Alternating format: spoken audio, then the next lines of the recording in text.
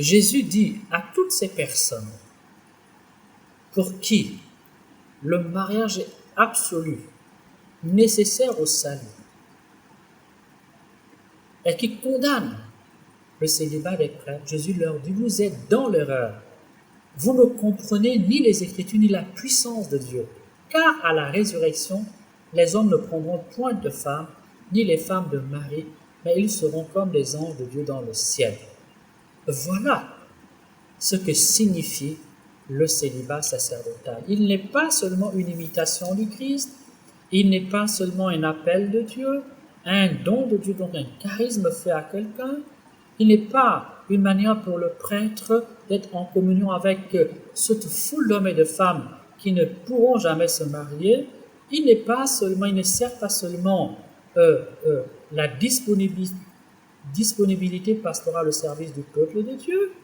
Il n'est pas seulement pour aider à se rapprocher de Dieu, il est également un état prophétique, un état de vie qui signifie, qui annonce aux chrétiens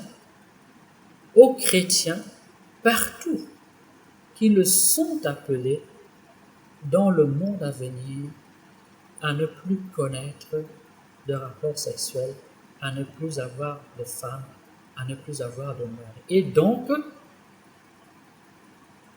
à ne pas faire de la sexualité une idole. Si beaucoup pouvaient entendre ce langage, ces messages, je pense qu'il y a beaucoup de célibataires dans certaines églises qui seraient moins frustrés et qui passeraient tout leur temps à pleurer pour que Dieu leur donne un mari, une femme. Vous me direz, mais oui, mon père, et les prêtres sont infidèles. Je vous dirai, frères et sœurs, il n'y a pas que des prêtres infidèles. Il n'y a pas que des consacrés infidèles. Il y a aussi des prêtres fidèles, des hommes qui se battent du mieux qu'ils le peuvent pour servir le Seigneur fidèlement. Et je vous dirai encore ceci, pour que vous compreniez la valeur de ce don, ce n'est pas parce qu'il y a des hommes mariés qui trompent leur femme que le mariage est mauvais. Ce n'est pas parce qu'il y a des femmes qui ne sont pas fidèles à leur époux que le mariage est mauvais. Donc l'infidélité sacerdotale n'invalide pas le don de Dieu. Elle montre tout simplement que comme le mariage, ce don a ses propres exigences, a sa propre croix, son poids de sacrifice, son poids d'épreuve, son poids de défi qu'il faut relever avec la grâce de Dieu. Donc, ce qui pourrait s'appuyer sur l'infidélité de certains hommes de Dieu, non seulement ils ont une vision étriquée du sacerdoce, car à toutes les époques, à tous les siècles, il y a toujours eu de bons prêtres, il y a toujours eu de chastes prêtres, il y a toujours eu des prêtres fidèles à la loi de Dieu, comme il y a toujours eu des prêtres humblement qui luttent contre leurs péchés, mais dont le cœur est toujours attaché à Dieu, comme à toutes les époques, et il y a toujours eu des hommes et des femmes qui n'ont pas respecté le lit conjugal, mais qui se sont battus pour être fidèles, pour essayer d'être fidèles, pour essayer de revenir à la fidélité parfaite. Voilà donc pour les détracteurs de ce célibat qui veulent amener tout simplement la pauvreté humaine ou la fragilité humaine pour disqualifier les dons de Dieu, pour mépriser les dons de Dieu. Mes bien-aimés, nous avons fait là tout un parcours biblique pour montrer tout simplement la valeur et l'importance du célibat consacré dans le Nouveau Testament et dans la vie de l'Église. Si nous avons à étudier également l'histoire de l'Église, nous verrions que à la suite des apôtres, je dis bien à la suite des apôtres, dès les premiers siècles, 2e, 3e siècle, 4e siècle, il y a déjà des successeurs des apôtres il y a déjà de grands théologiens, des grandes figures de la foi qui publient des textes, qui ont publié des textes sur le célibat sacerdotal et qui, tout à fait en fidélité, on va dire, aux évangiles et à l'enseignement de l'apôtre Paul, vont ventiler, vont actualiser, vont montrer la valeur de ce don exceptionnel, mais ô combien exigeant du célibat consacré. Ici, j'aimerais citer, puisque c'est un Africain qui parle, quelques grandes figures africaines.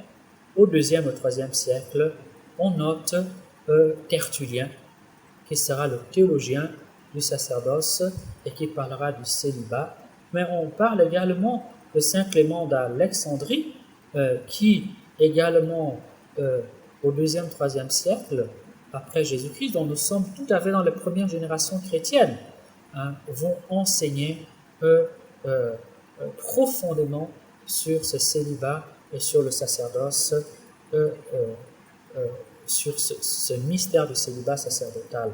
Mais on peut parler également du fondateur de l'exégèse et du fondateur de la théologie, qui est Origène, un père de l'Église, donc tous les trois sont des pères de l'Église, et sont des Africains qui vont enseigner profondément sur cette valeur du célibat et de l'abstinence sexuelle sacerdotale. Mais bien aimés, certes, l'Église va, on va dire, légiférer, faire des décrets sur le célibat des prêtres au concile d'Elvire au IVe siècle, 305-306, mais ce n'est pas là qu'est né le célibat sacerdotal, comme d'aucuns voudraient l'insinuer. Il n'est pas né là, il est né de la vie de Jésus-Christ, il est né de l'enseignement de Jésus-Christ, il est présent dans le Nouveau Testament. Et ici, j'aimerais finir avec un dernier texte de l'apôtre. Dans la première épître aux Corinthiens, toujours au chapitre 9, verset 5, l'apôtre Paul, pour bien montrer c'est un choix libre, a montré qu'on peut tout à fait librement choisir de se marier, que personne n'est obligé de se consacrer, va dire ceci: ne suis-je pas libre? Ne suis-je pas apôtre? N'avons-nous pas le droit de manger et de boire? N'avons-nous pas le droit de nous faire accompagner par une femme croyante, exactement comme les autres apôtres et les frères du Seigneur et Céphas? Ou bien devrions-nous être les seuls, Barnabé et moi, à devoir renoncer au droit de ne pas travailler? Bien sûr, ce texte est un peu flou, il mériterait un éclaircissement, mais en réalité, l'apôtre Paul, nous l'avons déjà dit dans la première épître, et lu la première épître, toujours dans la même épître, chapitre 7, dit lui-même qu'il s'est consacré. Voilà donc, c'est fidèle à la tradition, à cette tradition apostolique, que l'Église va légiférer et instituer dans, on va dire, sa partie occidentale, je dis bien dans sa partie occidentale romaine, le célibat consacré à tous les prêtres. Car dans les premiers siècles, comme le laisse entendre ce texte, certains apôtres, Pierre était marié, d'autres étaient tout à fait mariés, et comme le laisse également, comme l'enseigne l'apôtre Paul lui-même, certains évêques étaient mariés. Mais c'est au concile d'Elvire, au IVe siècle, que l'Église va demander à ses apôtres, et cela va se renforcer au Xe, XIe siècle, va imposer à tout son clergé catholique le célibat consacré. Mais dans les églises catholiques rattachées toujours à Rome, orientales, les deux possibilités existent encore aujourd'hui. On peut être marié en étant prêtre, à condition de se marier avant d'être prêtre. Mais une fois qu'on a été marié, si le prêtre perd sa femme, il ne peut pas se remarier. Mais en Orient, dans les églises catholiques, donc rattachées au pape à Rome, un évêque ne peut pas être marié. C'est donc en fidélité à toute cette tradition biblique que l'Église a évolué tout au long des siècles. Tout au long des siècles. Voilà donc ce que je voulais que nous retenions. N'opposons pas le mariage et le célibat. Ce sont deux voies établies par le Seigneur. Ne supprimons pas le célibat, ne le dévalorisons pas. C'est une voie est excellente, une voie royale établie par Jésus-Christ à laquelle il peut appeler certains hommes et certaines femmes, particulièrement les prêtres. Et pour tous ceux qui sont célibataires, laissez-moi vous dire ceci.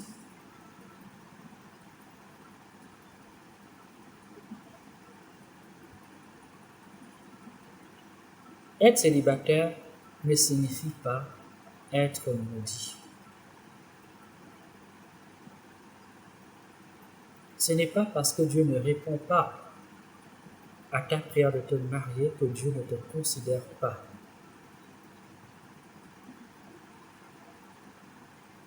Si Dieu te fait la grâce du mariage, bénis-le. Si Dieu ne te la fait pas, eh bien, vis dans la chasteté et vis dans la continence. Tu n'es pas pour cela un maudit de Dieu, quelqu'un qui est loin de Dieu. Au contraire, cette abstinence peut être un chemin de salut, un chemin de bénédiction pour toi.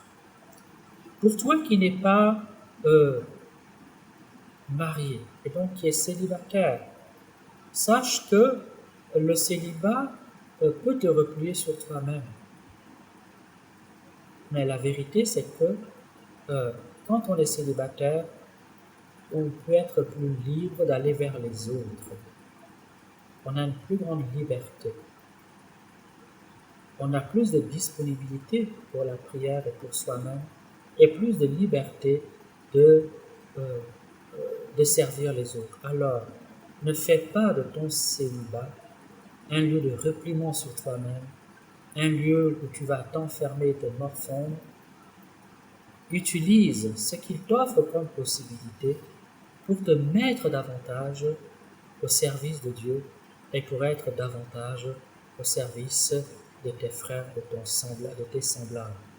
On le voit bien, Jésus lui-même, qui est le modèle par excellence du célibat consacré, le modèle de la chasteté, Jésus était entouré. J'aimerais lire ici le chapitre 8 de l'évangile de Luc. Jésus vint, accompagné par les 12 et par quelques femmes qu'il avait guéries d'esprits mauvais et de maladies. Marie appelée la Magdeleine, de laquelle étaient sortis ces démons, Jeanne, femme de Chouza, intendant d'Hérode, Suzanne ainsi que beaucoup d'autres. Elles servaient toutes Jésus et les disciples avec ce qu'elles possédaient. Nous voyons bien que Jésus était en relation avec des femmes mariées, avec des femmes célibataires, avec des hommes, des apôtres, des disciples, partout où il allait. Vis ton célibat, même si ce n'est pas la voie que tu as choisie, mais parce que c'est la voie que peut-être les circonstances présentes t'imposent, vis ton célibat en imitant Jésus lui-même. Ne te replie pas sur toi-même, ne t'enferme pas sur toi-même, ouvre-toi aux autres, ouvre-toi à la vie, et tu seras plus épanoui. Enfin, à toi qui es célibataire, n'oublie pas, dans tes tentations, dans tes épreuves, que non seulement Dieu est miséricordieux, qu'il comprend tes tentations et ta peine, et qu'il bénit tes larmes, mais n'oublie pas aussi que ta solitude, que ton célibat subit, il peut être un lieu pour toi de te préparer aux noces de l'agneau, aux noces du royaume à venir. Finalement, tout ce que Dieu te permet de vivre, tu dois en faire un tremplin pour t'unir à lui.